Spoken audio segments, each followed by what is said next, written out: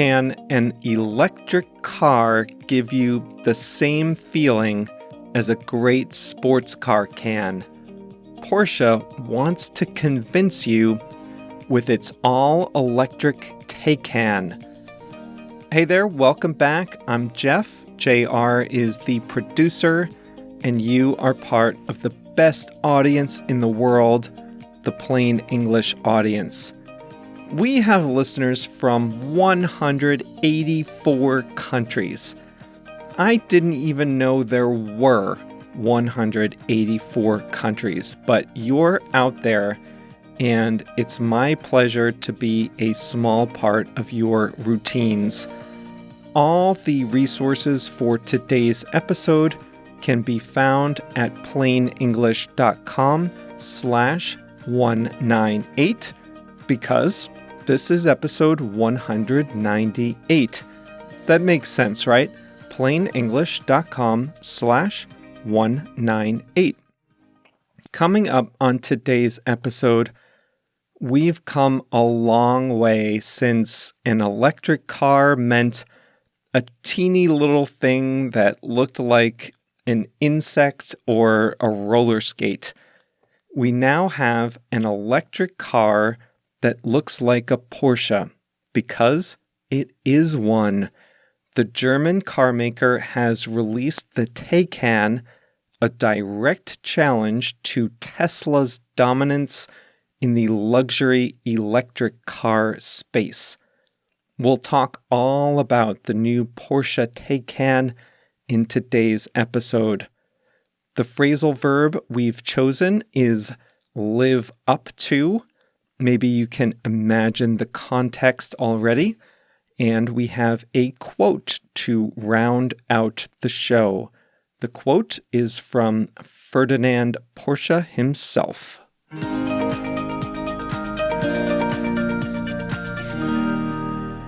For a lot of people, it would be a dream sitting behind the wheel of a Porsche sports car.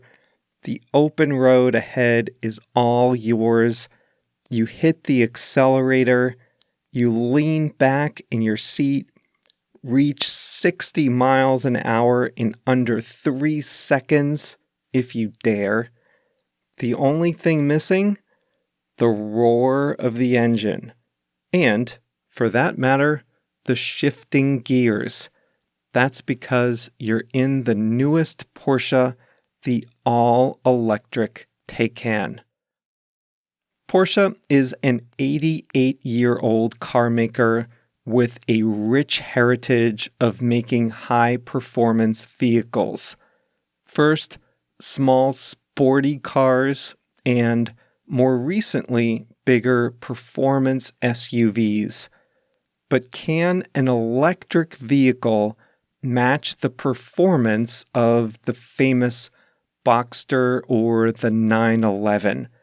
Can it live up to the expectations of Porsche buyers? And can it make a dent in market leader Tesla's dominance of luxury electric vehicles? It's a big bet for the 88-year-old company, and they're taking it seriously. They unveiled the car in the Americas at Niagara Falls, a potent symbol of renewable energy. And they'll make it at a factory in Stuttgart, Germany, the same place Porsche made its first sports car, the 356, in the 1950s, and where it makes its current flagship 911. Although it would have been cheaper to build a new factory in the countryside, the company wanted the new Taycan in the heart of Porsche's operations and near its headquarters. Taycan, a word of Turkic origin, which roughly means soul of a spirited young horse, like the horse on the Porsche logo, has officially entered production. And it looks, if I may say so, amazing. It has Porsche's signature teardrop-shaped headlights, a sleek, low-to-the-ground profile, a muscular-looking front end. The interior has almost no physical buttons. It's all touchscreen. And yet it avoids the sense that you're driving with a monitor glued to the console like the Teslas, or with a tablet sticking up like so many competitors. As an electric car, the Taycan doesn't have an internal combustion engine. It's got two electric motors, one in the front and one in the rear, with a battery beneath the floor. If you're a traditionalist and you like to hear the roar of the engine, or if you're like me and you like to shift your own gears, you might find the Taycan to be a bit of an adjustment. But speaking for myself, I think I could live with the compromises. Early reviews say it's a pleasure to drive on the highway or back roads. Uniquely for an electric vehicle, it does have a transmission with 2 speeds. Most electrics only have 1 speed. The Taycan's top speed, is 162 miles per hour. It can get to 60 miles per hour in 2.6 seconds. Over 20,000 people are already convinced. That's how many pre-orders the company has taken. A big question with electric vehicles is always range. Porsche says the Taycan can go 240 miles on a charge. It will take 22 minutes to get the battery 80% charged.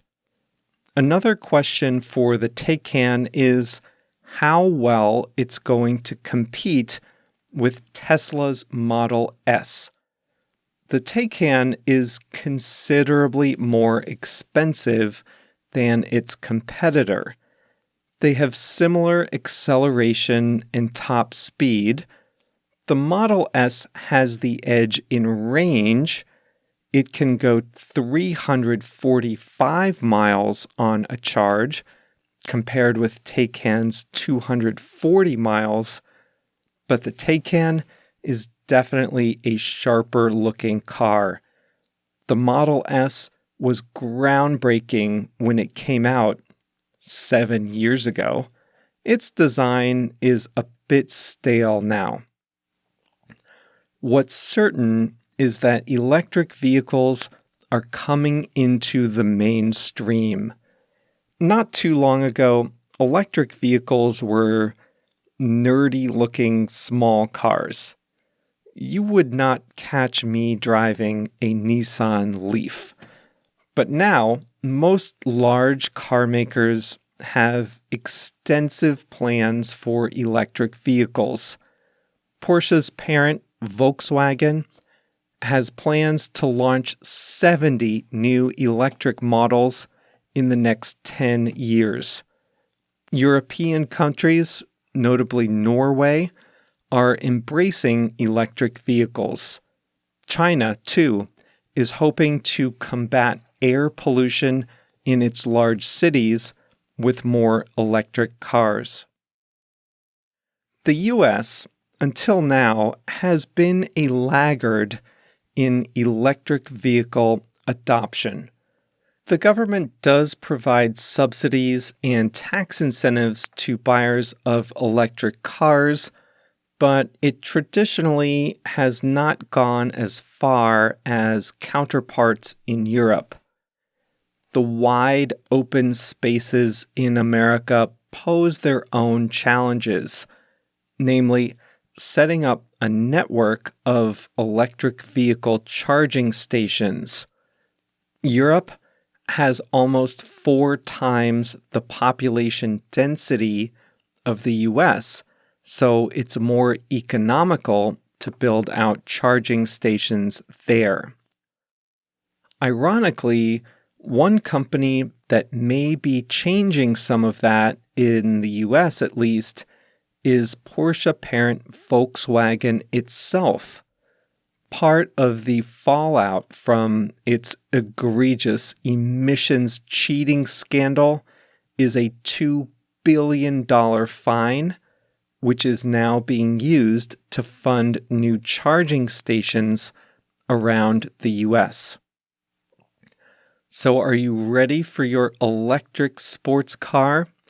If so, you can order your Taycan now, starting at $150,900 for the entry-level model and $185,000 for the higher-end model.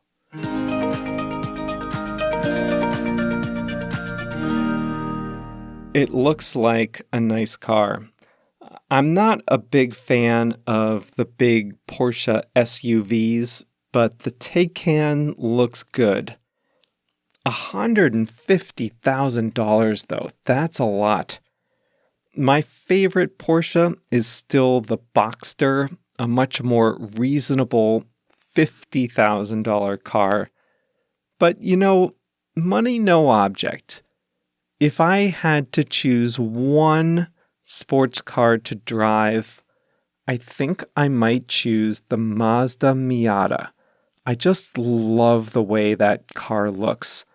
I've never driven one, but I do have the much more practical Mazda 3, which I absolutely love. So if I had my choice of sports cars, I think I might choose the Mazda Miata.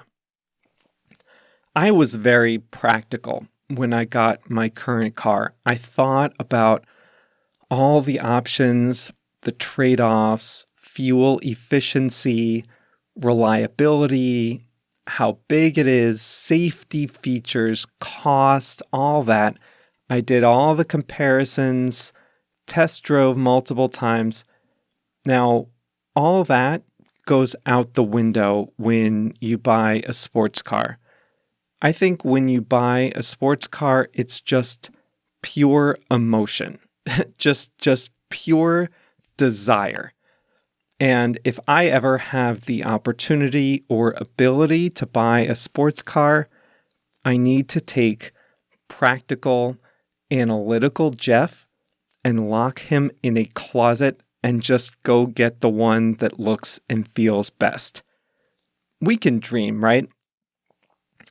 I'd like to say hello to a few listeners. The first Afghan listener I have ever heard from is Ali Reza. I can see via my media host where people listen, and we have a handful of listeners in Afghanistan, and I marvel at that. But I've never heard from anyone from Afghanistan until Ali Reza sent me a note on WhatsApp. He's living in Turkey now, 19 years old. That blows my mind. He's been listening for a month, so I wanted to give a big and warm welcome to Ali Reza for joining us here at Plain English. Ricardo from Sao Paulo is listening.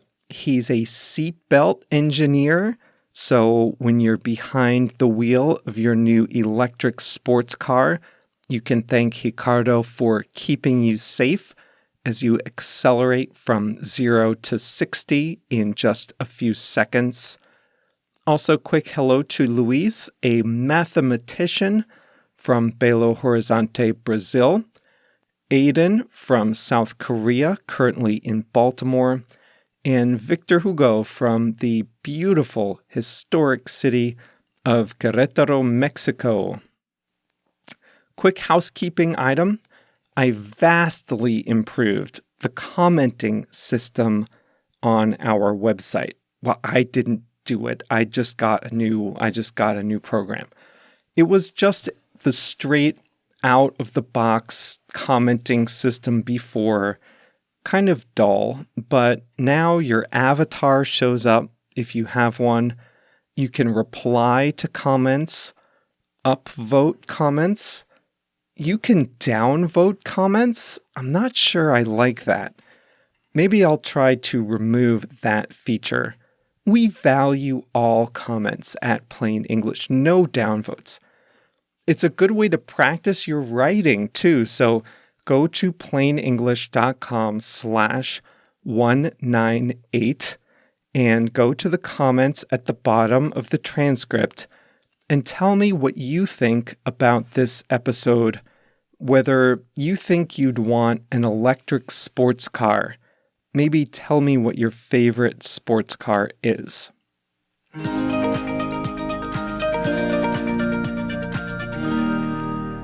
Do you remember the episode we did back in February about the movie Crazy Rich Asians? The phrasal verb we talked about in that episode was measure up. That means to be as good as or as successful as someone else. It's often used, as it was used in the movie, in a negative sense. Nick's fiancée Rachel wouldn't measure up, they said. Today's phrasal verb is a close cousin to measure up, but it doesn't have quite the same negative energy. Today's expression is to live up to expectations. If something lives up to your expectations, that thing is as good as you thought it would be. Porsche buyers have high expectations for their vehicles.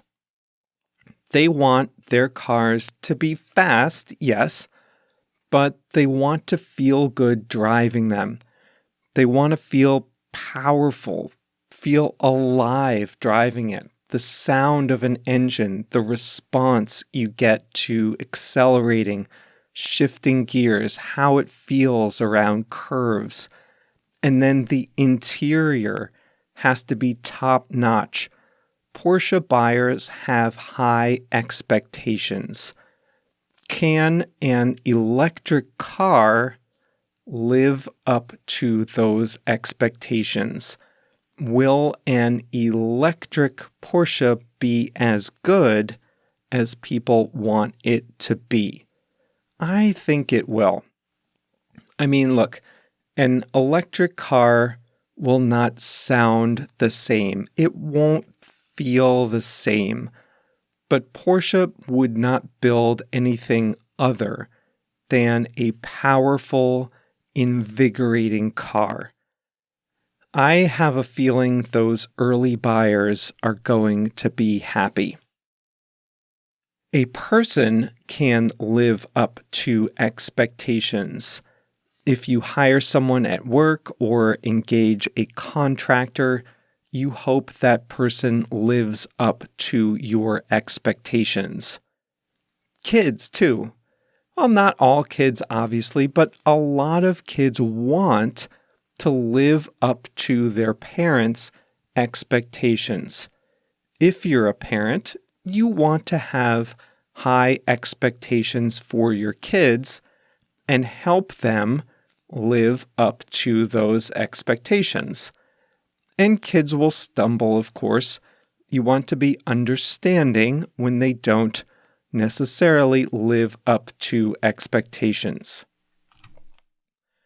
You can also say, live up to the hype. A person or a business can build up a lot of hype. They can raise expectations of themselves. Hype is like you talk and talk and talk and talk, and you tell everyone it's going to be amazing, like these private space exploration companies. People are going to live on the moon someday, they tell us. Pretty soon, you can go to space for the same cost as a plane ticket. Okay, sure.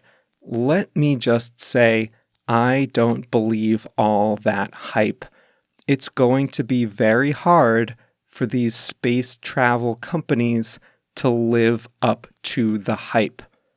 Living on the moon? Come on. Sometimes there's a lot of hype surrounding movies. The Joker came out recently, and there was a lot of hype around it. I read some reviews that said the Joker did not live up to the hype. It was all talk. It wasn't as good as they said it was going to be. Quote of the week for you by Ferdinand Porsche, the founder of the sports car company we were talking about today. He said, quote, "It's not the technology that makes history, but the people who invented it." I like that. There's a lot to be pessimistic about in the world, but there's also a lot of exciting ways that human inventiveness is making the world better. Last week, we talked about new natural technologies to make food last longer. And that's over and above the new, more productive seed technologies. And today, a sports car that's all electric. You remember not too long ago, if you wanted an electric car, it had to be this teeny little futuristic looking thing. And now you can have almost any kind of electric car you want. Sports car, SUV, normal looking sedan, delivery van even. So I like this quote. It's not the technology that makes history, but the people who invented it. And there are so many people dedicated all over the world to interesting new technologies that will improve our lives, extend our lives, reduce our impact on the environment, all kinds of things. So that's it for today. Thanks for being with us as always. If you've enjoyed today's program, then you'll love Plain English Plus.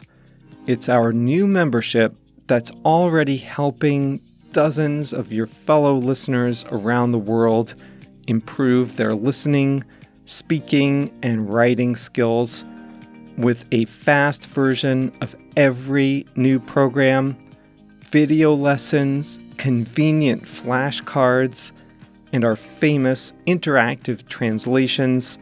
Plain English Plus has what you need to take your English to the next level. To join and be a part of our fast-growing community, simply visit plainenglish.com/plus, P-L-U-S, and sign up today. JR and I will be back on Thursday with a brand new episode.